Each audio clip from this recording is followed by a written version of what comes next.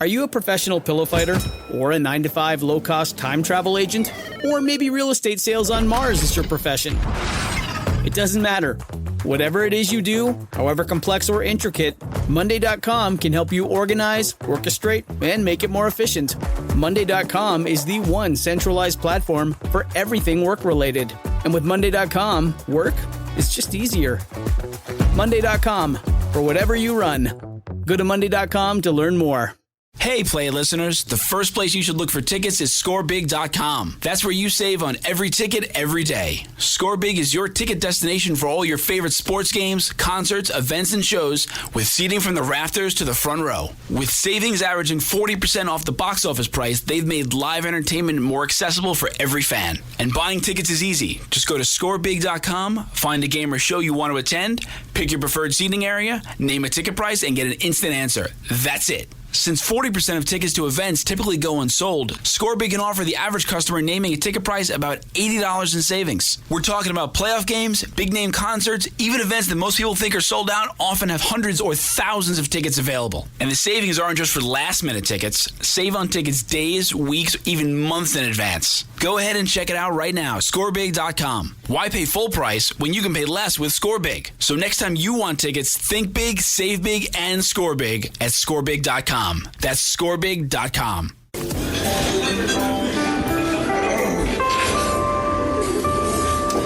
Well, I don't see the point in waiting any longer. So let's bring her out. Our star attraction, the one you came to see. Ladies and gentlemen, the one, the only, Miss Judy Gold.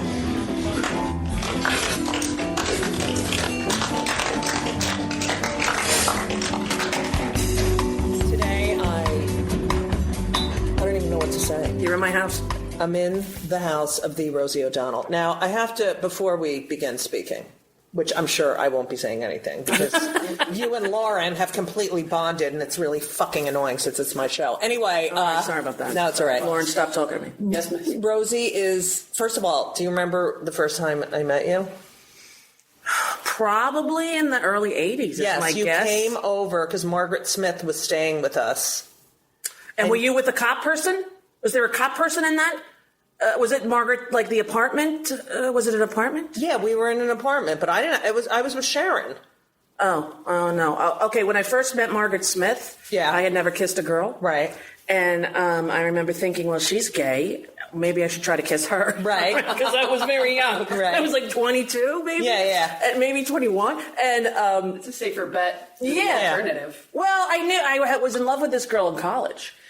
Chris Salucci, and it was that sort of chaste, innocent kind of love where you scratch each other's back. Oh, I did that too. And then you get so... Yeah, get so excited and ready, but you don't know what's happening. And then nothing, right, yeah. Well, because you don't even really get that, for me, in 1980, the word gay wasn't even really used except for, that's so gay.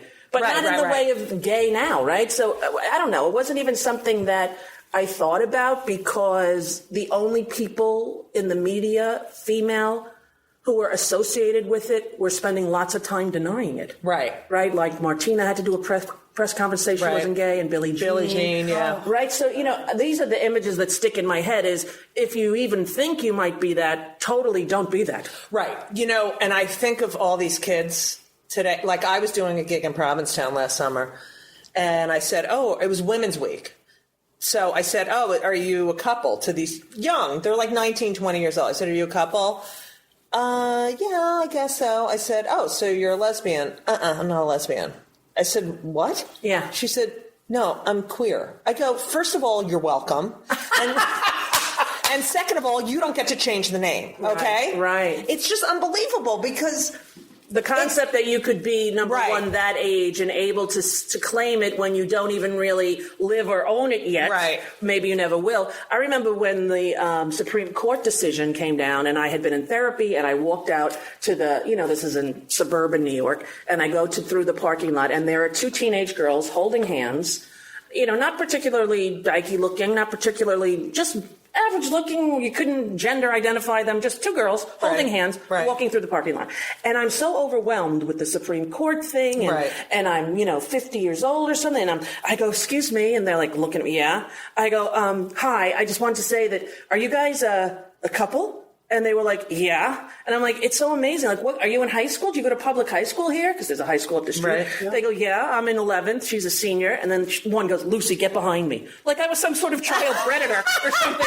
Because they start saying, oh, well, you know, I'm gay. Right, and they're like, so? Like, I was trying to explain to them. Right, like how special. How did they this even moment not know who you were? That age, Yeah. kids don't. What? Really? Yeah, there's clusters of ages that have absolutely no recognition of me, which is fine because, as you know, it's cyclical. And it Right, goes around. right. But I was with Chelsea, who's 17, in LA for a week this last spring break, and we were at Santa Monica, so we spent almost every day at the Santa Monica Promenade. Yeah, I And love there- that place. I do too. There are a lot of homeless people. Right. So while we were walking through there, the only people who recognized me for the entire week. Were the homeless people? Right. And so my daughter finally said to me, without any guile, without any attitude, how does it feel, Mom, that you're now in a phase where you're only recognized by homeless people? And I thought, I wonder if that is a fame phase. Right. You get through to a phase where, Right. And it's because I think that people who have diminished mental capacity or challenged mental capacity can identify specific emotions associated. Like, Right. it's like I make eye contact and right away, are you Rosie O'Donnell? Right.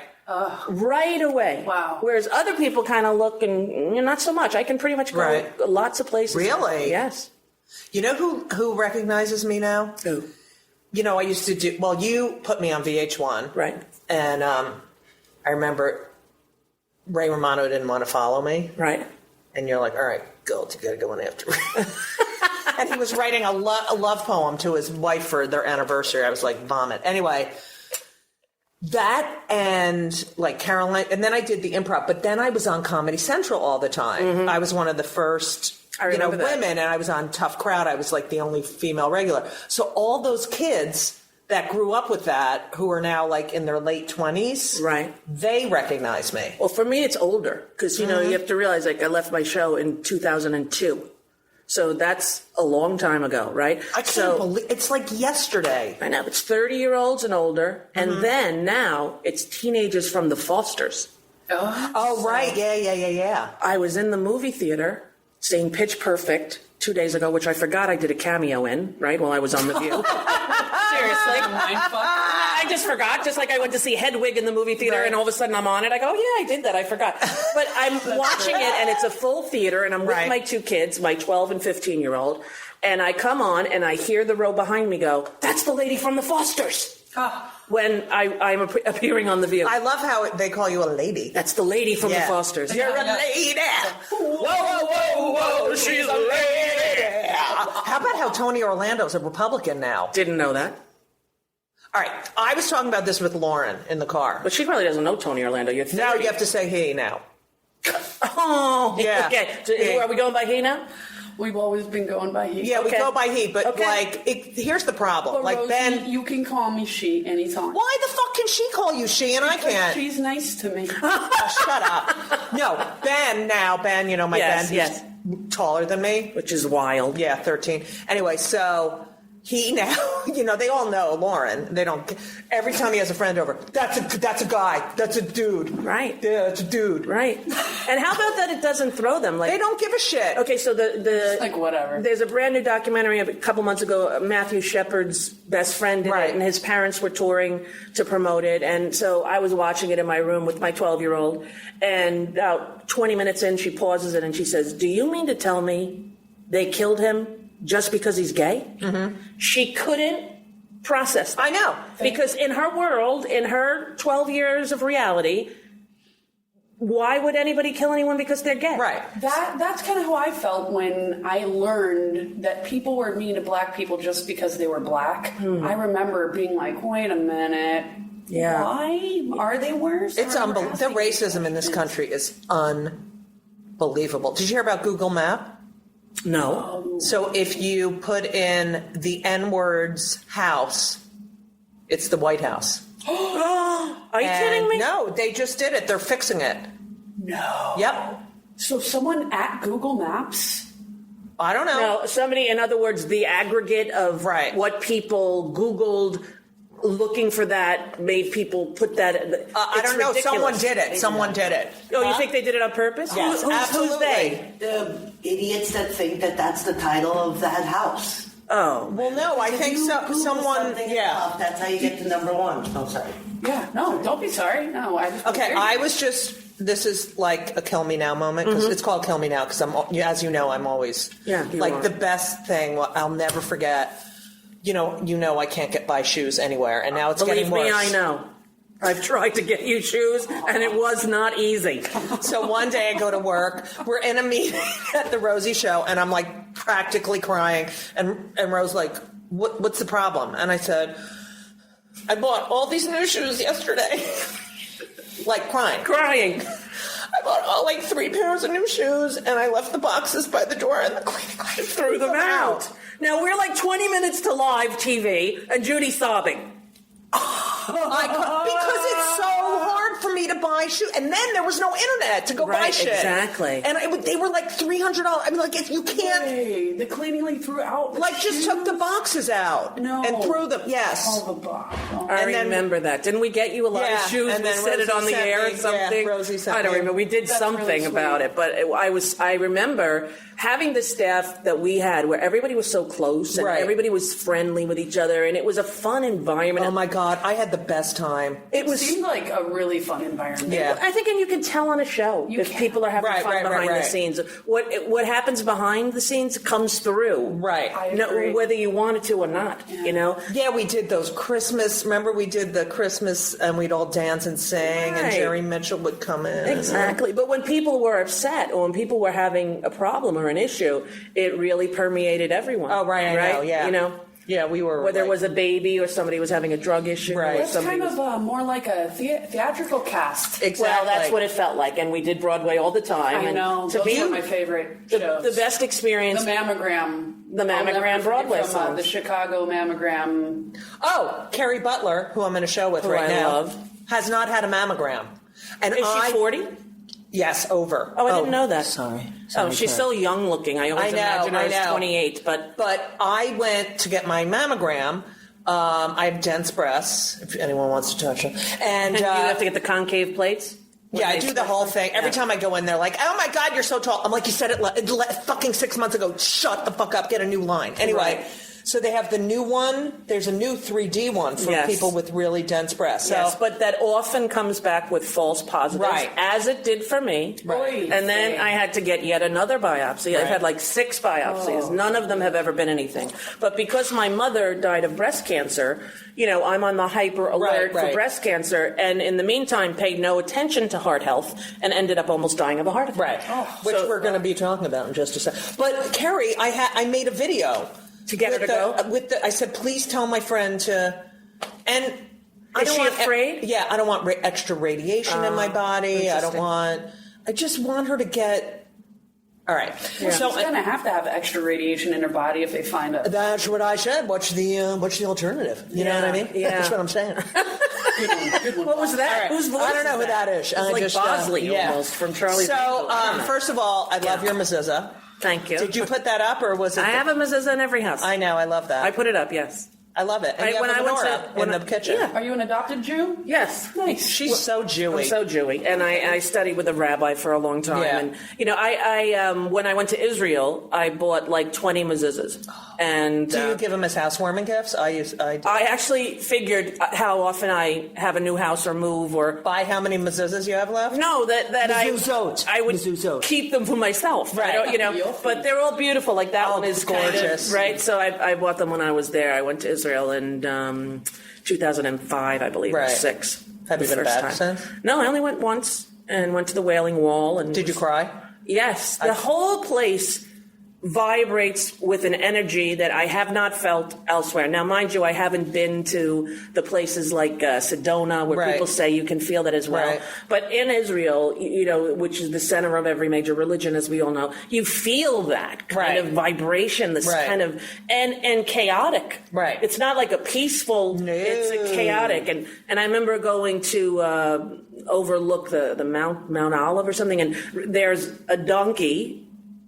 2 donkeys and 2 men, one Israeli and one Palestinian. And you had to choose where to take the photo. You could take a photo. No way. Yes, and so I stood there and said, this is emblematic of the entire conflict of this region.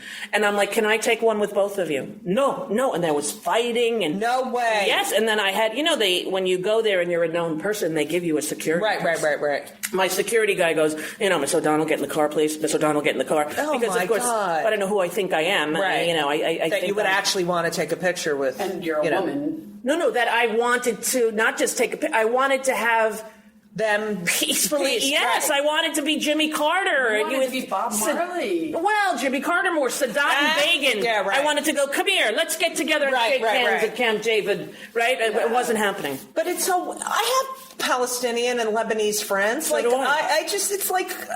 I don't know. It's so complicated. It's ridiculous. And now, the Orthies, the really Orthy, who this fucking pisses me off when they get on the plane to go to Israel and then they won't sit next to a woman. Yes.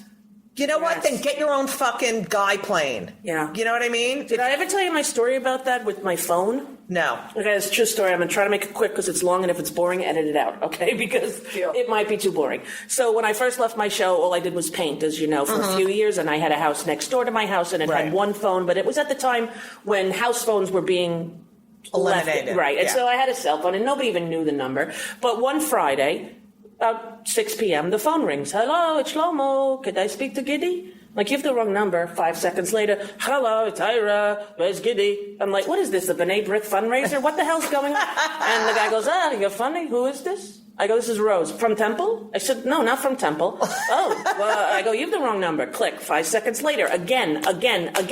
Finally, the phone rings. I go, what the hell is going on? She goes, this is Giddy. Who is this? And I go, Giddy, your whole mishpucha called. Ira, Shlomo, Pearl, and I'm naming it. She goes, how do you know my whole family? I said, I don't know your whole family. I'm telling you, I'm an artist. I'm in Nyack. I'm in my art studio. It's a phone number no one has, and 7 of your family members have called within the last 5 minutes. That is because it's Shabbos. I said, I know it's Shabbos. You better get off the phone. It's almost dark. How do you know this? Are you a Jew? I'm not a Jew. Then how do you know Shabbos? I said, I know Shabbos because you're mishpucha. How do you know mishpucha? I said, listen, you're not a Jew. I'm not a Jew. You don't go to temple. No. My husband is the rabbi in Muncie. My God. I'm not kidding you. Muncie, that is Jewy, Jew times Jew. Infinity. I have 10 daughters. We've just moved tonight to first Shabbat in this house. Everyone's going to say Shabbat Shalom and good Shabbos. I said, well, good Shabbos to you, Giddy. She goes, well, could you hold on? I said, oh, okay. Hang on. She goes, this is my sister Pearl. I go, hi, Pearl. I spoke to you a few minutes ago. So now I'm on a 3-way call with Pearl, Giddy, and me. Oh, my God, that's So then hilarious. they say to me, what do you do? And I didn't want to say I used to have a TV show because it had ended. And I'm also thinking Orthodox Jews are not really going to watch the show. So I said, I'm a writer because I had just had the book, my first book come out. So she goes, what do you mean? I said, I'm a writer. You mean if I walk into a store and I say, give me a book by Rose, they will hand me a book I can buy at Barnes & Noble. I said, yes, they will. I can't believe, Carl, can you believe this? I can't believe. I said, yes. I go, why don't you go tomorrow? And I can't go tomorrow. It's Shabbos. Oh, you're right. You can't. So I go, listen, you better hang up because I told her I had 4 children. They were all adopted. I didn't tell her I was gay. And I go, listen, why don't you do me a favor? Buy the book and read the book and call me back in a couple days. I go, I know you know the number. She says, I do. Hangs up. I don't hear from her. I don't hear from her for like a week. I'm starting to get serious. I'm like, what the hell's happened to Giddy? Finally, I pick up the phone, rings. I go, Giddy. She goes, how'd you know it was me? I said, no one has this number. She says, Rose, I went to the store. I read your book. And do you know what I think? I said, what do you think? She goes, I think you're a Jew. I said, you do? She said, your whole book is about the Bashir. Don't you know? I go, yes, I do know Bashir. So we're supposed to meet. She's bringing 3 of her daughters. We're going to have a kosher meal in Nyack. Right. She disappears. I go on Good Morning America or something. Where's Giddy? It's 3 months later, and I say, If anybody knows Gideon Pearl from Muncie, who's married to a rabbi, could you please have her call me? Because I've been very worried, and I don't know if something happened. And that day she says, 4 people called to tell me you talk about me. My mother died, and because I'm the wife of a rabbi, I have a year of... It's not even Shiva. It's some special Orthodox where she said if I went to a wedding, I had to go early in black and say hello and then leave. They can't hear music. Right, it's a special kind of yearly thing. So we never ended up getting together. But about 5 months later, I'm in Target here in the Nyack Mall, and there's so many Orthodox Jews there with, the wigs and the Amish clothes, and there's 2 little baby girls. And they're Hasidim, Right. They're sitting in the stroller. One's looking at me, probably about 3, and the other one's 5. And the mother, I'm kind of making the kids laugh a little bit. And usually those children are so isolated and insular that you can't even like not allowed to look at you. Right, but it's a challenge for me. Right. Just like trying to get the Israeli and the Palestinian. Right. When I see Orthodox or Hasidic Jews, I always try to say hello, how are you? And very often people. Yes. So she finally says, "You're very good with my children. Thank you. My name is Esther." I said, "Hi, Esther." She said, "These are my children, Giddy and Pearl." No way. And that is like Bashir. No way. Yes. It wasn't them. It wasn't related, but I that what is the chances. Welcome to Play It, a new podcast network featuring radio and TV personalities talking business, sports, tech, entertainment, and more. Play it at play.it. Ladies and gentlemen, the one, the only, Miss Judy Gold. Okay, now can I do a Jew story? Do your Jew story. So, I go, the kids got lice. So I call this lice advice place. Which they have. Yeah. Lice advice. That's a great Yeah, name lice for advice. it. And 80 Hurwitz And they comes sell to fried rice. It tastes real nice. And have a banana slice. Yeah. Go. So she comes to my house, and I'm with Sharon, and the kids are small, and I'm like, she's gonna freak because she's like Orthy Orthman, right? And she comes in, and they pick the lice out of the kid's hair. And then they put mayonnaise in. They won't use any toxins. And she's like got this thriving. And how did you find this person? Someone suggested lice advice. They all that's what they do. So she comes in, and then she has to come back, and we ended up. I called first of all, when I called, it was the husband. He's like, Eliza, how they have, the thing about the really Orthy, they can be 25 years old and they talk like they're a 90-year-old. Yeah. You're like, hi, how are you? Baruch Hashem, my back and my neck and my Baruch Hashem, and I'm like, you're 25. Yeah. Okay? Yeah. So, and the ones who grow up secular and then become are even worse. Well, that's the zeal of the newly converted. Right. Oh, yeah. Watch out. It's like, I always think when someone comes out as a gay person now, they're going to get the Hey, I'm Gay award. Right. For the newly converted, whatever it is that is your new thing, you tend to overly preach it. I feel like that's what I'm doing with the trans thing. Seriously? Okay, I didn't fucking finish the balance. Sorry, boss. Right. Because, I'm sorry, wait, so let her finish her life story, but then I want to get back to you. Go. No, it's a he. I said you. I didn't use a pronoun. Oh, all right. I said my story's going to be so boring. Because lice advice. So you get so Adi comes in, and we start talking, and she's like, and I said, look, and I tell her everything. You say we're lesbian? Yeah, and we're kosher. So I go, we're kosher. We have Shabbat every Friday. Right, and so.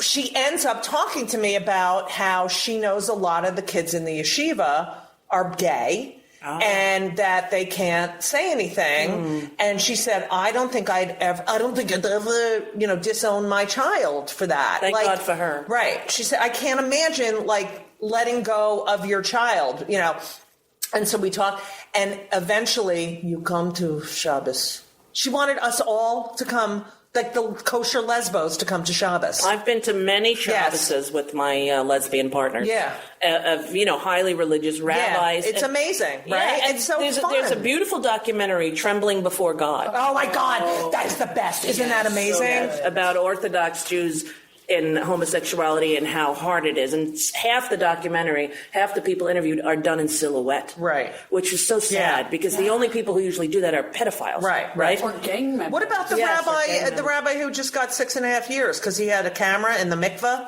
where they take a bath. He should have got 60. I know. And he's like got a camera and and they treat women like a fucking piss. Ugh. Yeah, they won't take your money at the camera store. Yeah. You have to put the money down. Yeah, they won't touch you.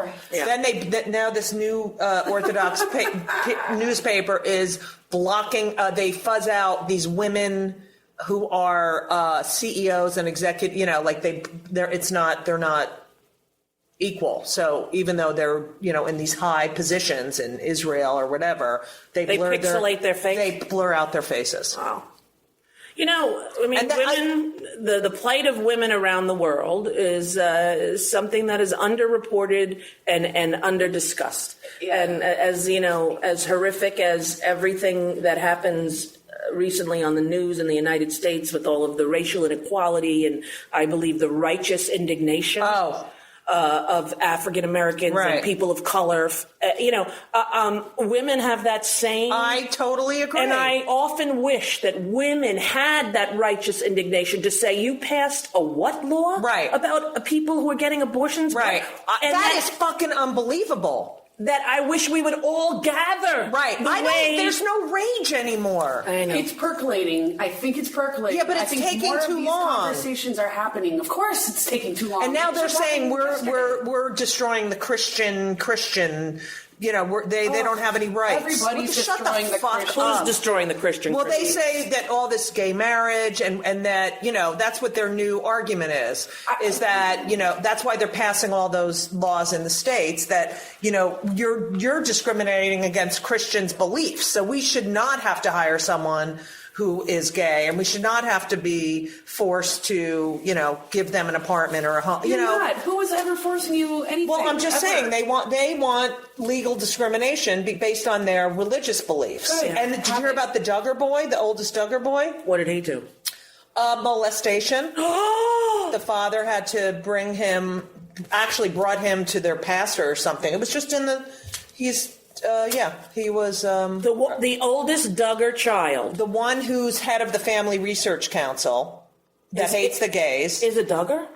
Yeah, he's the head. You mean the Duggars on TV? We have 19 kids hitting the parade. We're in a cult. Those people. Yes. Those actual people. Right. Their oldest son was just accused of molestation. Right, molestation. Okay, well, you know what? They're going to have to investigate that entire family because it's random that just appears out of nowhere. Right. So the father actually saw him coming out of a room. I don't know, caught him and brought him.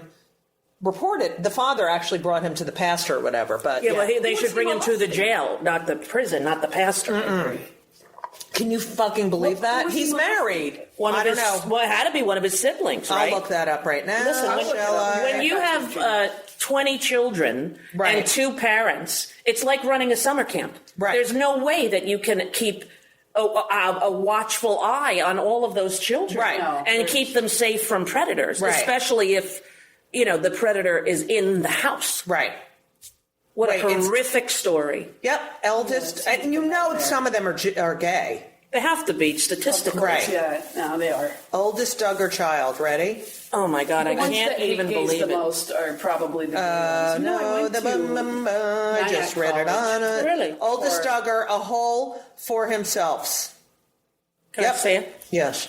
They're so, I've been really offline for the last while. Isn't it great? It's good. And it's very difficult. I will have somebody who posts pictures for me sometimes or on Instagram, or I'll post an Instagram. Here it is. On the whole, I haven't been doing what I normally do because I am often so angry at my children for doing it that I go, how can I yell at them for doing this at the kitchen table when I do it everywhere? Right. I don't do it.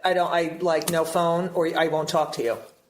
But Ben hugged me a few weeks ago, and I feel something, and he's texting while he's hugging me. Oh, my God, that's funny. All right, wait. You should tell Louis C.K. that for a part in that show. Seriously. Okay. Josh when he was underage, he was named in a police report as the alleged offender in a sexual abuse probe.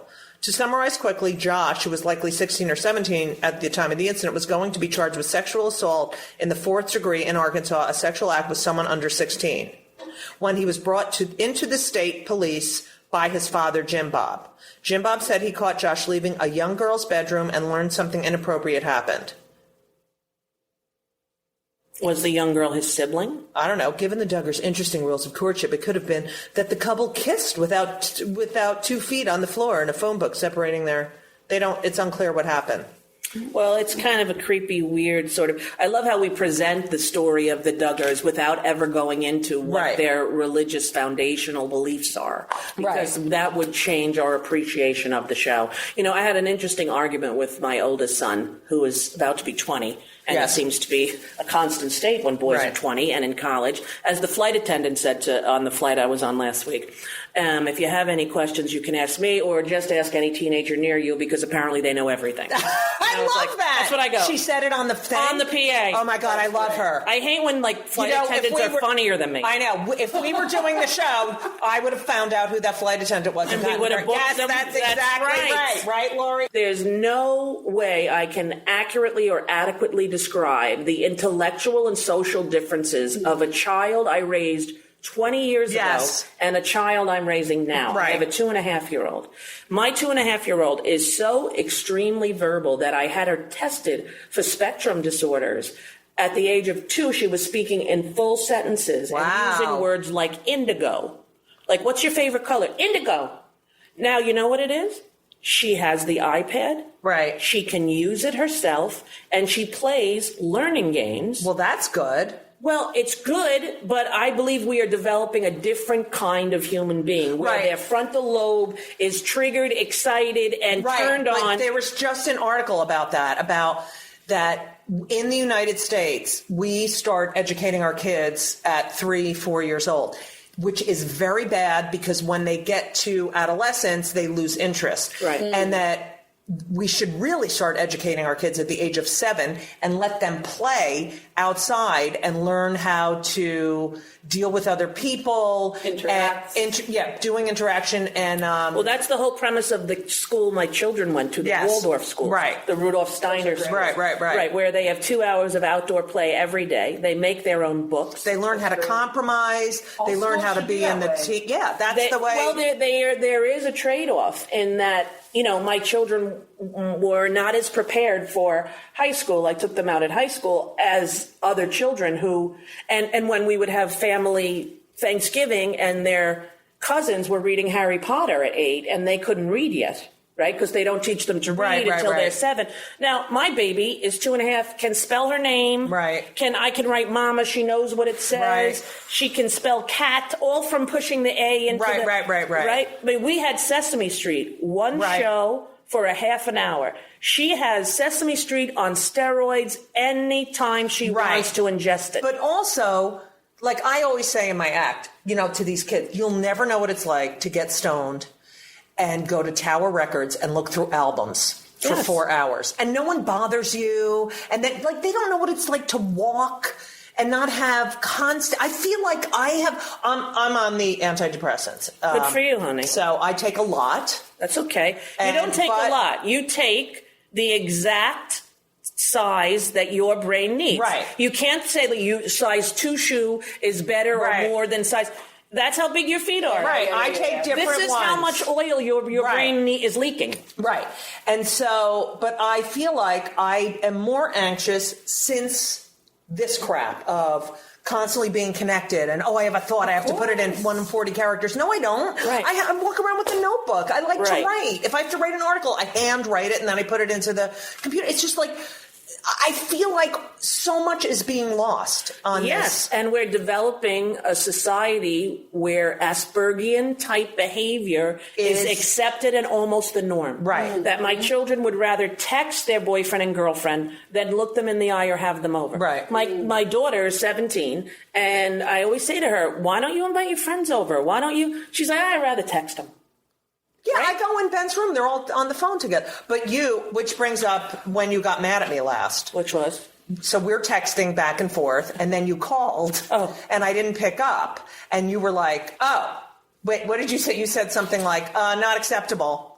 Really? Yeah, something about like Probably sounds like me. Yeah, something about like you can't like not pick up the phone if you're in the middle of chat. And I said, But I "Oh, think sorry, it was- I was out to dinner with the kids." Oh, I thought it was a kid crisis we were talking about, so maybe I had a mom panic. Oh, yeah, maybe. Because I don't that's know. usually when friends and I Yeah. are talking and it's something about their kid, or could you help me get a doctor Right. for my... And I get the doctors because Right. I'm, OCD and Right. ADD and LMNOP. And I mad furiously work to find Right. the right person for this friend's kid. Right. And then they don't... I'm like, hello?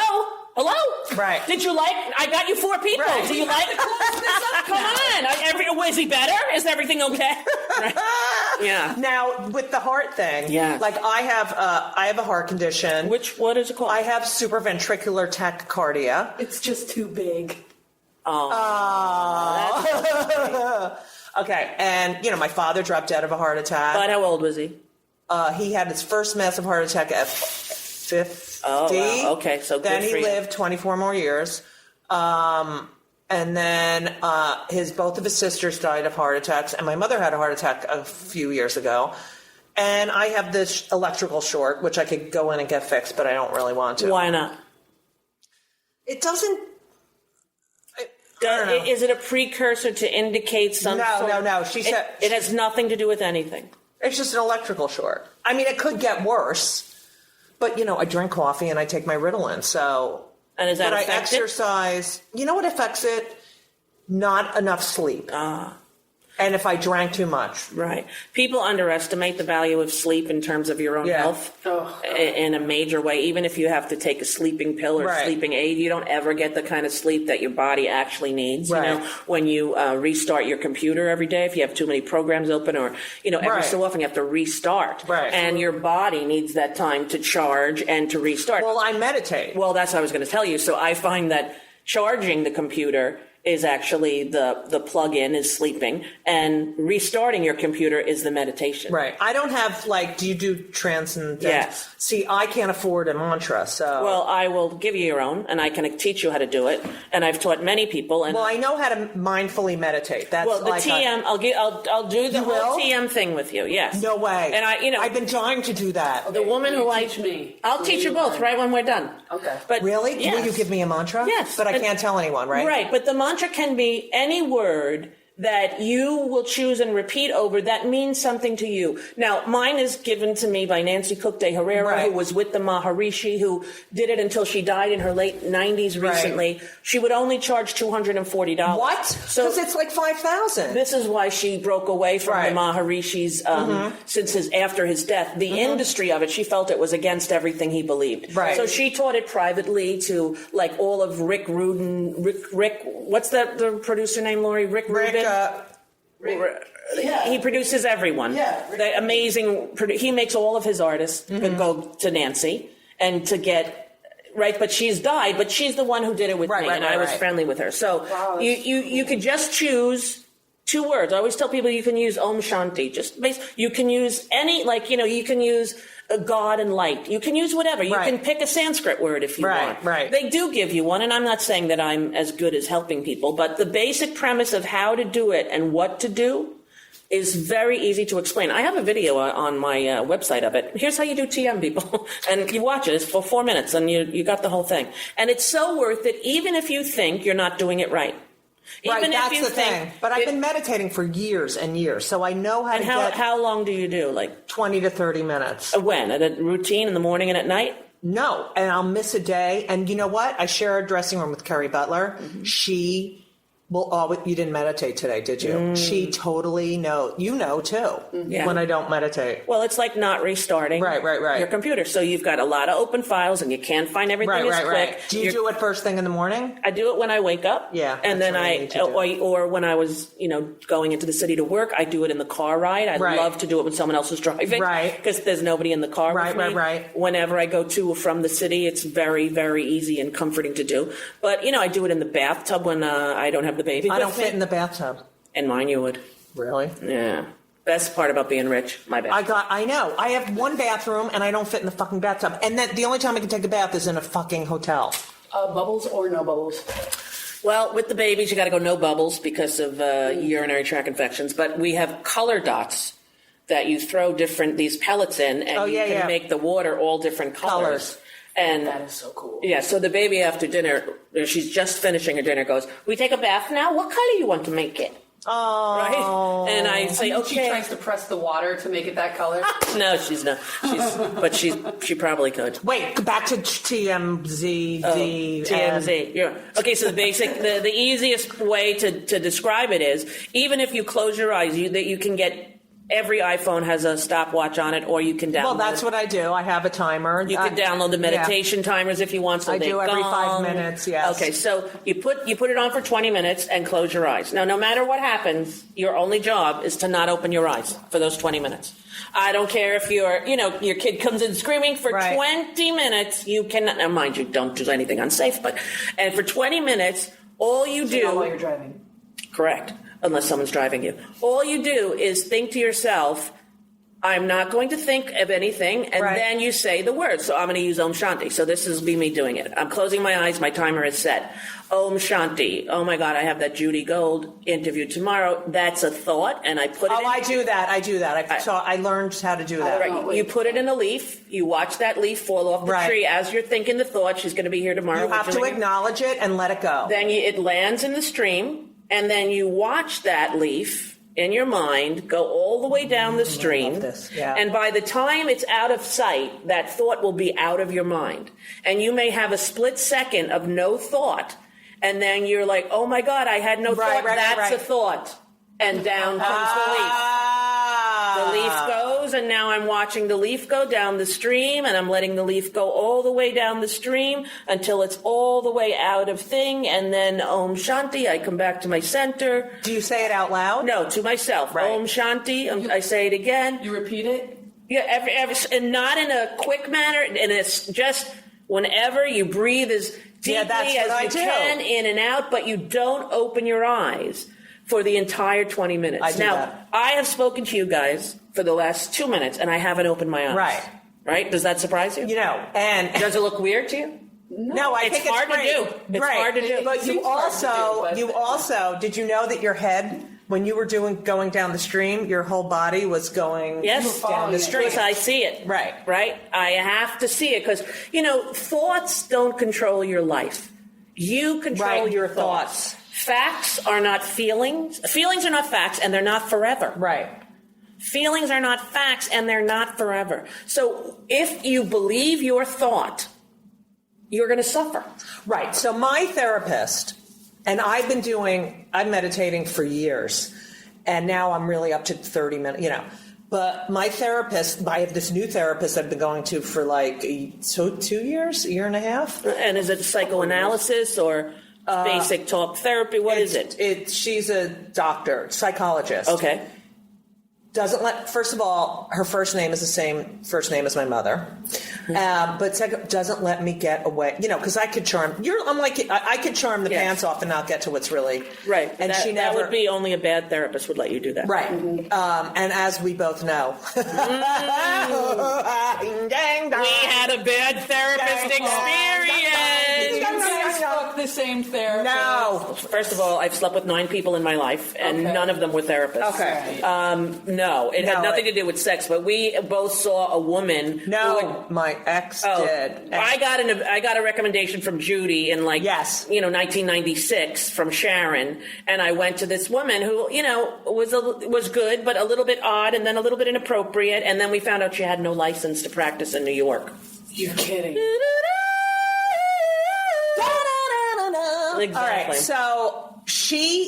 so my therapist says to me, because I think I'm really talented. You are, and I work. I have an amazing work ethic. I agree. And I don't have a sense of entitlement. Correct. And that's what she says is missing. And then I just read this whole article. I read all the time, but I read this whole article about if how girls. Now you didn't have this because your mom died so young, but our generation have mothers who grew up in a patriarchal society. Yes. So if we are more successful than them, and we break that pattern, it's sort of like we're abandoning them. Yes. And we're being disloyal to them. And rejecting of their belief system and who they are. And so I have always felt that, but my guilt is like fucking debilitating, but I've always felt this thing, if I do that, then I can't take care of my mother, or whatever. So I now really want a mantra. I am entitled, and I am as good as. Entitled to what? I'm entitled. Well, it's not even about entitled. No, I want you to just answer that because you said it twice. Okay. Entitled to feel great about myself. That's very good. To feel free. I'm free of anxiety and guilt. Safe and loved. Right. And just happy. Yes. And stop. That is the daily work of every human, whether they're in touch with it or not. Right. And most people struggle with what you're going through. Most artists, I would say, right. Do, because, the job of an artist is to be introspective. Right. And so when I went through that really bad depression, yes. One of my therapists said, it's so hard for artists because most people who go through a clinical depression like that, they can't recall the feeling. Right. So, but artists, I could go back there and know exactly how you could put yourself in another depression. Well, listen, put on a Joni Mitchell album. Oh, please. This is the architect and the archaeologist of the deepest sadness a human can know.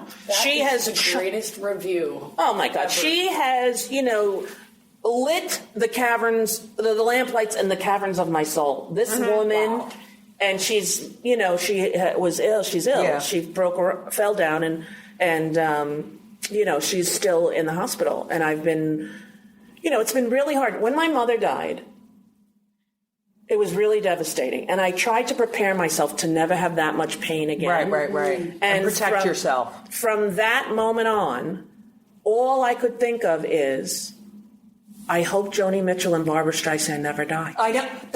Oh my God. Can I when Joan died, for me. Yes. Yes, it was hard. It was hard for you. Since I can remember. Yeah. Oh my God, that's me. She's been. For a little Jewish girl, misfit. Yep, I get it. Who had a fucking big mouth and didn't give a shit what it. And she was so kind to me too, like so giving, and that was a devastating, awful. I can understand. I think about you all the time I can't tell you how often I think about you, especially since I have kids, and I always look at pictures when you post pictures of your mom.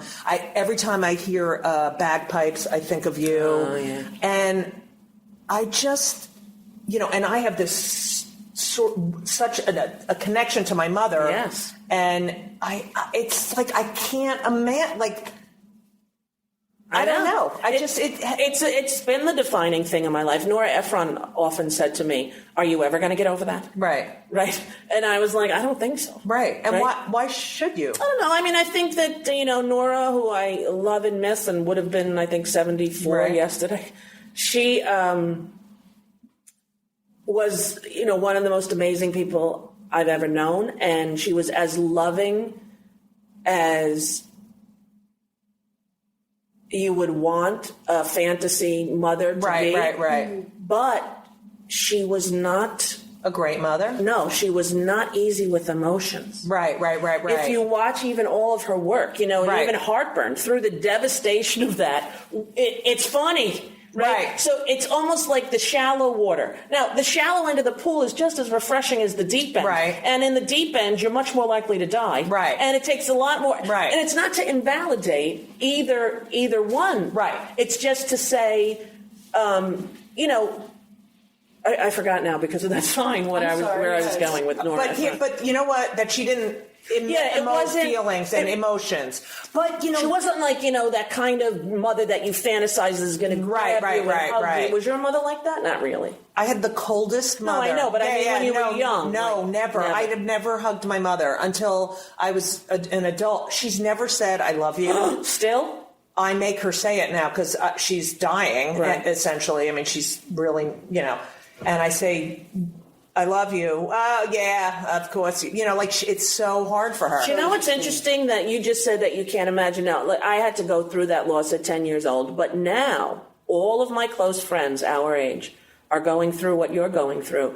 And I feel bad saying it to you. No, I am so relieved that I can be here for all of you guys, that I don't have to do that. I don't have parents, right? So Jackie's mother, you know, got lost the other day and didn't remember she had a GPS.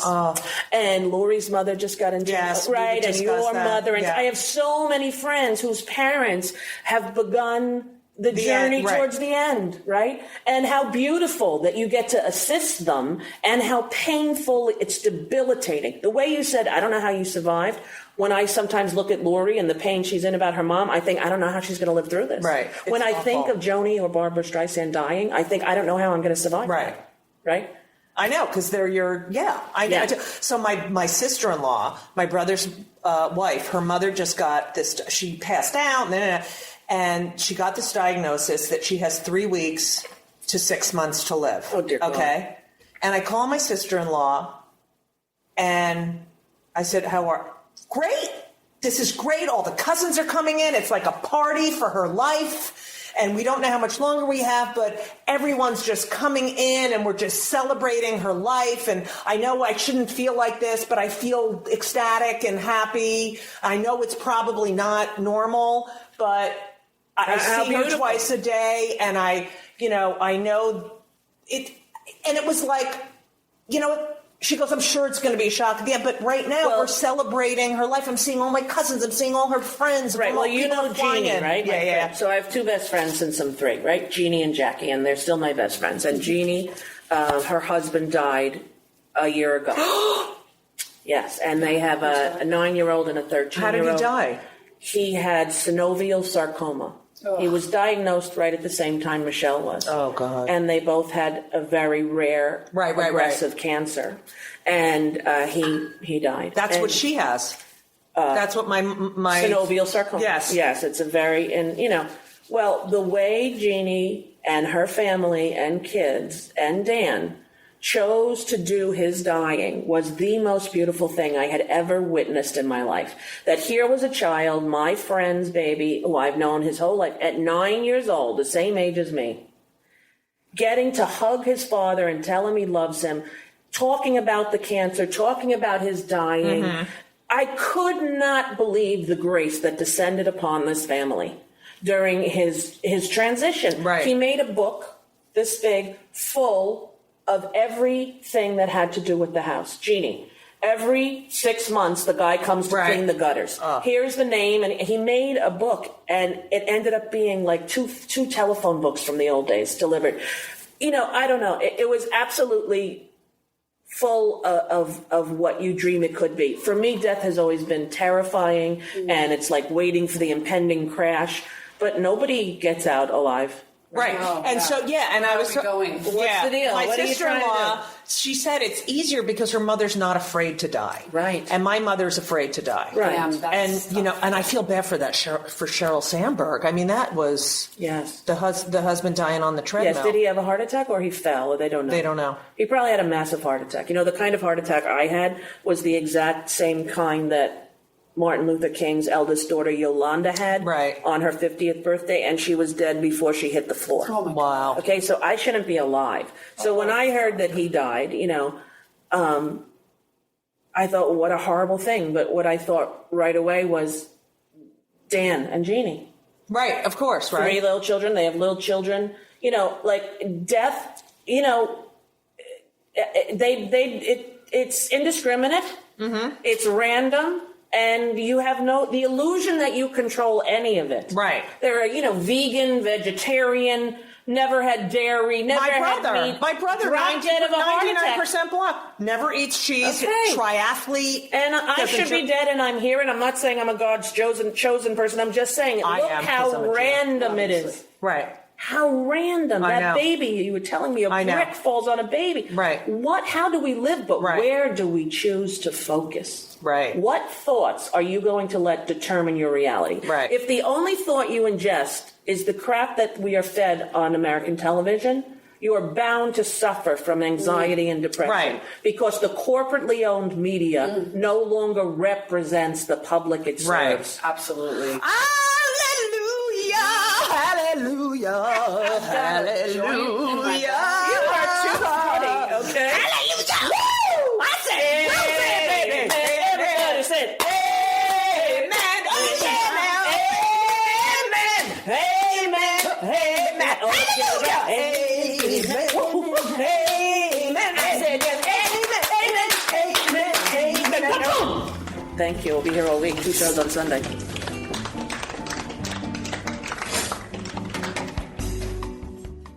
Welcome to Play It, a new podcast network featuring radio and TV personalities talking business, sports, tech, entertainment, and more. Play it at play.it. Ladies and gentlemen, the one, the only, Miss Judy Gold. So you're doing stand-up again. I am. I started after my heart attack. I called Sheila Nevins, a HBO documentary Queen of Life. Person I most admire I love in her. show business, the best person I've ever met in show business. I adore her beyond my ability to even tell you. She, I don't know, I forgot what I was going to say about that. Oh, Jesus. God, it's called menopause, menopause, and menopause. Oh, I called her. Sorry, look, Lori's coaching me. This is just like what happens to everyone's parents that I'm so upset it's happening to me. I Okay. do crossword puzzles all the time. I just scrabble online just to keep myself real. We're still going to die, you Someone guys. did those all the time. All right, I know. Sorry. There's no way. Linda McCarthy, Yeah, vegetarian, hello. breast cancer. Here we go. Thing is, I called Sheila and said, I had a heart attack. I'm in ICU. They said I should be dead. 30,000 women die of breast cancer. 300,000 die of this. I called Berger. I wanted to do a PSA with all the other women who had survived. She said she knew 6, but none of them wanted to talk about it. Because, What? Yes, because it's considered a male disease and they couldn't get insurance and they don't want to work. And I was like, okay, so I said, Sheila, what do we do? She goes, you make a documentary about it. I go, okay, how do you want to do it? She goes, medical documentaries are boring unless you make them funny. Can you do stand-up about this? I said, I don't know. She goes, I think you can. I go, you do? She goes, yeah. And because she thought I could, I did. You could. I did. Right. All you need is one person to believe in you. Now, do you feel... You need one person Do you to believe in think you. I could Yes. have an HBO special again? Yes. What kind of special would you want to do? I really would like... I mean, I'd love to do my stand-up. Now- I love doing stand-up. Okay, but your stand-up about, like, for your whole life stand-up, like about the baby and the syringe and all of that stuff, or brand new Judy Gold at 50 talking about her depression? Brand new Judy Gold at 50. I mean, Okay. I go out, I still do sets like all, you know how I am. Right. They used to call Everybody me. does that. Yeah. What Well, do they not call you? everyone. They call me the leopard because I do spots all the time. You know, great. like Susie and Joy. You know, they used to when I was on Margaret Cho's show in the 90s, and they would all, let's go out to dinner, and I'd be like, I have a spot. I'll meet you later. I know. And they were all like, yeah, Margaret Smith used to make fun of me. But You know anyway, what? The other day I did my first time ever at Gotham Comedy Club for a charity for pit bulls. 'Cause, Yeah. my friend Pam, Yeah. actually, your friend, introduced me to this woman, Rebecca, and she's a comic. And so anyway, I went there. That is a gorgeous club. so great. It is in the middle of New York City. It was like 23rd. It's the best. Okay, I went in there. I did the set. I walked off. I said, book me. It's like once you get back to doing it, it's please. hard to resist. So Do you want to do a new set? You want to do like your one-woman shows? What kind of HBO show do you want to do? I am a stand-up, and whenever I go to the cellar, I go out, I notice the young kids come to watch me. Right. And I never stopped doing. I am truly like that's. I got can't it. You're wait. a road dog, but a sitting dog. Right. I did go on the road. I can't deal with it anymore. And I really, I see all these, Netflix specials and all this, and I think I have a lot to say, and from a really great perspective. And How much would it cost to shoot one? Do you know anyone who shot their own? Oh yeah, a lot of them do. Yeah, I guess I it's knew 50 to 100, right? To shoot it. Yeah. That's what it would take. Yeah, Okay, I'll produce your HBO special. I will produce a special for you. You have a $100,000 budget. It'll be Rosie O'Donnell Presents, Judy Gold. You make a 1-hour show and you have a $100,000 budget. And if you need help with who you're going to choose or how you're going to shoot it, I want you to look at all the other specials that are on. I just watched D.L. Hughley's. It was fan-fucking-tastic. What you do, how you do it, what kind of club you feel best in. I did tiny little clubs. That's what I like. Like tiny, I grew up yeah. in. I played Caesars. I played Radio City. I'm not like Kevin Hart who played the Garden. No, I don't like that. I'm so... But wait, can you imagine being able to play the Garden? Have you ever stood on the stage of the Garden when it's full for a charity event or for a rock concert or anything? It is unreal. It is like surfing the biggest wave in Hawaii. You're Laird Hamilton. Right. While Kevin Hart does that. Gabriel Iglesias, Dane Cook. Louis. I talk to Louis about it all the time. I'm like, and he's like, I thought it was going to suck, and I love it. Listen, the balls that it takes to do that, I would never do that. I'm for Klempt. Yeah, but you shouldn't be for Klempt. What you should do is go, okay, now I have this. This is what I wanted. This is what I, and as make you it, said, and you said, am entitled to. Right, and just like Sheila. But you're not allowed to have a vague thought and want a specific goal. No. Here's a vague thought. I'd like to do something on HBO. No. I want to do a stand-up special. I will do it. You have $100,000 budget. Oh my God, I love you. But you don't have to. Yeah, you don't have to love me, honey. I loved you anyway. My point is this: we're going to figure out who are we going to sell it to. We're going to go to Netflix, maybe. Going to go to Sheila. I don't know. $100,000. We the cost for mine was a lot higher. Didn't have to be. Right. Could have done it myself. Right. But love that I did it with Sheila because it had the heart part and documentary part that only... Right. But as far as a straight stand-up, put on D.L. Hughley's latest I thing. will. I watch all of the specials now on Netflix. If this technology was available when I was a child, I never would have left my home. I would have been a hoarder. I am actually addicted to the consumption of art via the internet. I watched all of Frankie and Grace, the Lily Tomlin Oh, is thing, this great? in one day, the day it comes out. Last night I had dinner with Augustin Burroughs, not name dropping, but I did. And he told me about it for you. Thank you. He told me about a 7-part documentary that I had never heard of called The Staircase. And last night... Someone told me about that. I watched the entire thing. How was it? Fantastic. But I got home from dinner at 10:30, and I stayed up and watched it till 3:40 in the morning. So I can't even wean myself off it. I couldn't talk myself into going to bed because I knew you were coming here today, because it was there. That's how people feel about, heroin or... Right. That's what I feel about stand-up. That's what I feel about consuming quality art. When there's a show that's good, like Rectify's coming back soon, I keep checking, that, oh my God, The Bridge. I have the poster over there. It was 2 seasons on FX. The most brilliant acting and writing.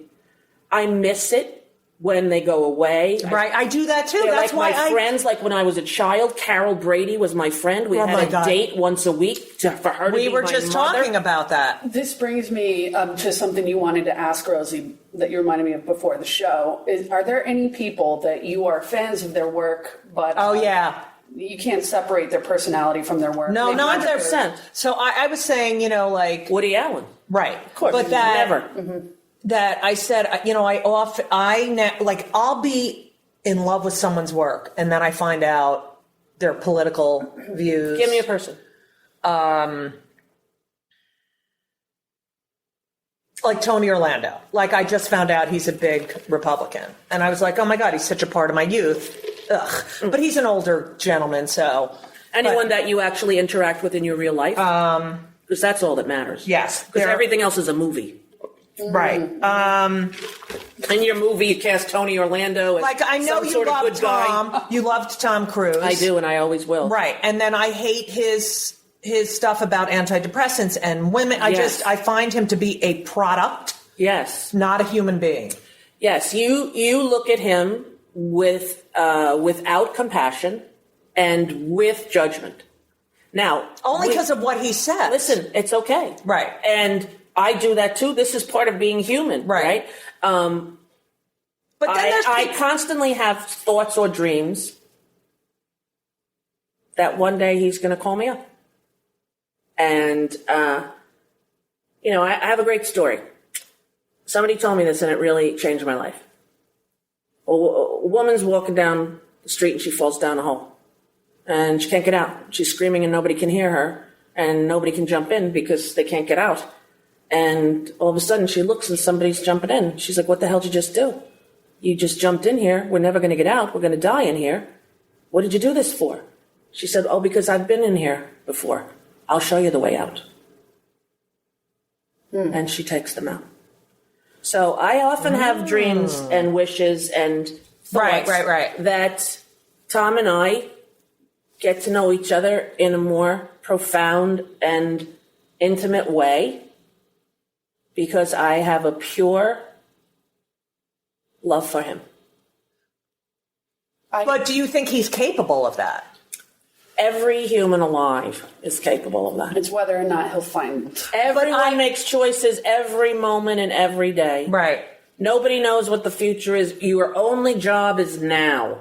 That's it. Everything else is, it's really all these stories, all these movies all these thoughts that are filling up our heads, right? The goal is to not have them. Right. And to just do. Right here. Yeah. And be. Right here. Right. Right now. Right here. This second. You and me and you.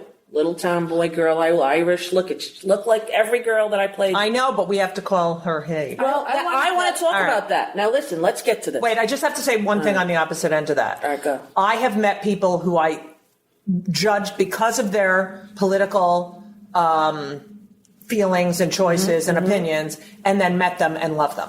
And that happens a lot to me. I went down to Arkansas for the Gina Davis Film Festival. Right. She's amazing and has this Gender Study Institute. Yeah. I haven't really seen her very much, but, since 25 years since that movie. But she asked me to go, and it was fantastic. Right. Well, Arkansas, heart of the South, lesbian, big mouth, liberal, New York. Right. It ended up, people were like, oh, my God, you're the nicest person I never thought. I have to tell you that I feel bad, but I don't know. I had a judgment of you, and I saw who you actually are. Then the mayor of the town and the person who owns Walmart is saying you should be interested in careers. How would we think you're right? No, I'm just the same person that you saw there, fractured and faulted and human and cracked and trying to do the best she can, like everyone else's do. Right? And it's a very, SD kind of spiritual way to look at things. But if you don't, Judy, depression comes knocking. Oh, please. As Joni Mitchell lyric will tell you. Right. Everything comes and goes, marked by lovers and styles of clothes. This is the most... Things that you held high and told yourself are true are lost or changing as the days come down to you. What is that?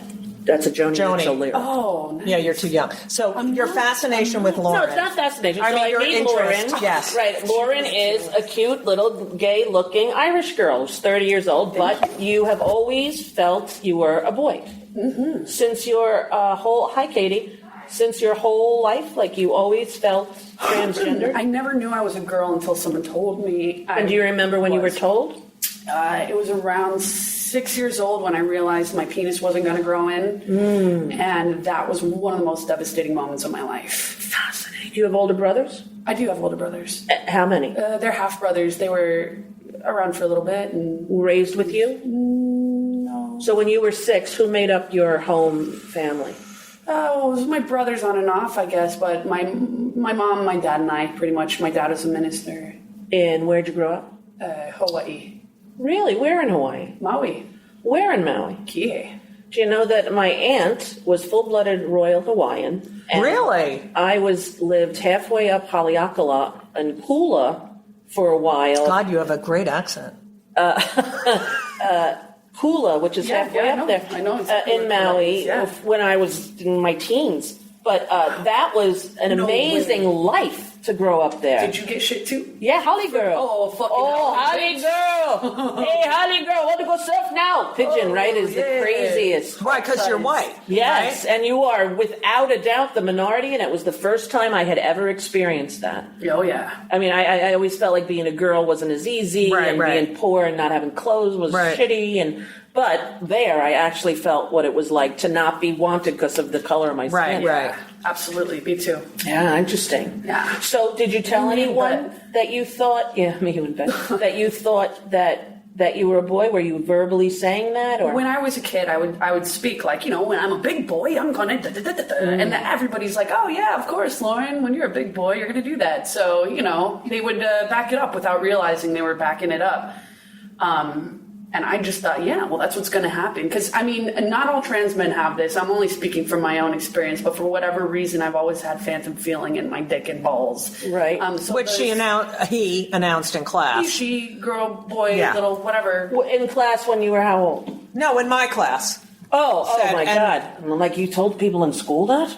No, okay. No, I never told anybody. Right. I actually went to ex-gay therapy in Nyack Christian And that's College. what I made. I made him do a piece on going to ex-gay therapy about, what's her name? Cheryl.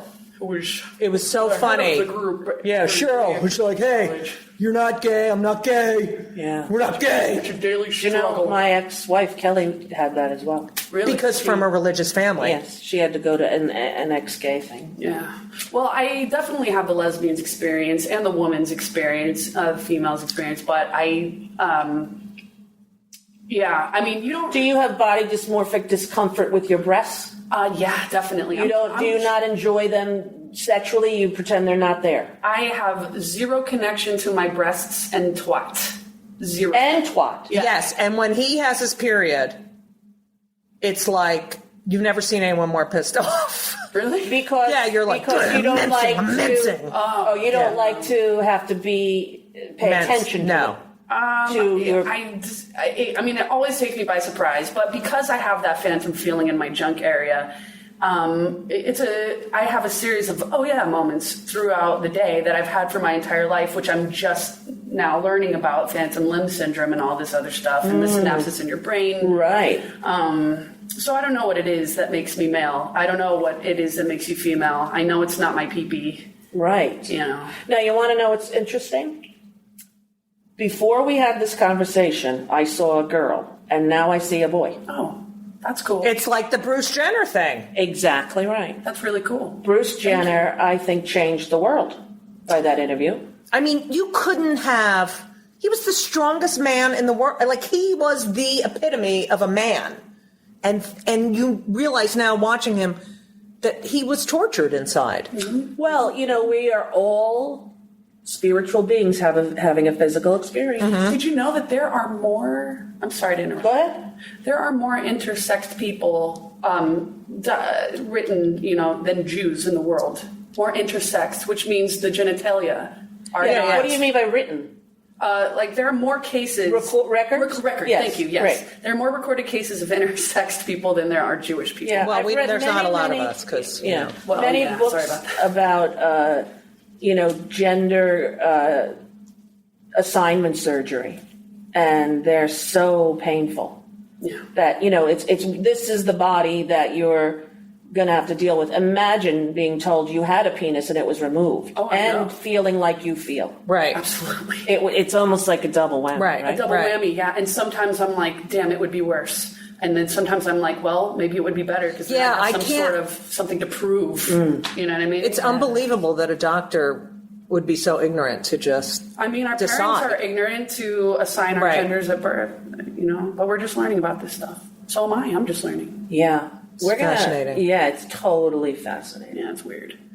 It is. Especially people like you and I who suffer from depression. Like, that is chemical. When it hits you, right? But I looked at my medical records, and during my depression, you can't even imagine, my levels of everything were like 0. Yeah. And then a year later, normal. Yeah. Well, it's a car. If you don't keep fresh, clean oil in your car, the engine will seize and never work again. Right. This has been the most zen hippie episode of Kill Me Now. Really? I love it. But wait. I love it too. I know we have to stop, but can you promise you can give me my mantra and everything? Yes, we can do that right now. All right.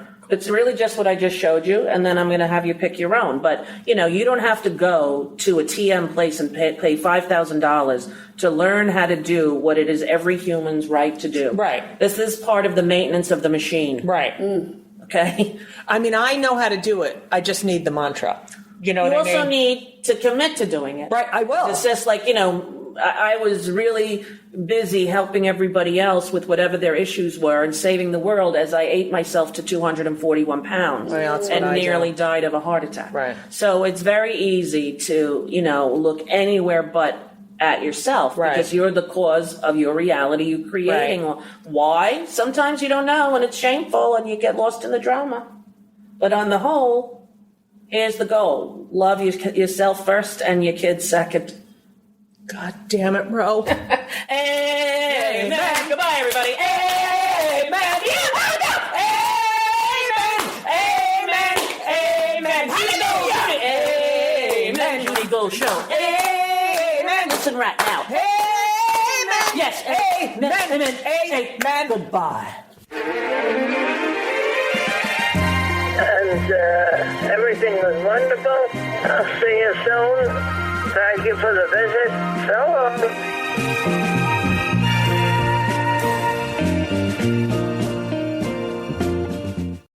This episode is brought to you by Progressive Insurance. Fiscally responsible, financial geniuses, monetary magicians. These are things people say about drivers who switch their car insurance to Progressive and save hundreds. Visit Progressive.com to see if you could save. Progressive Casualty Insurance Company and Affiliates. Potential savings will vary. Not available in all states or situations.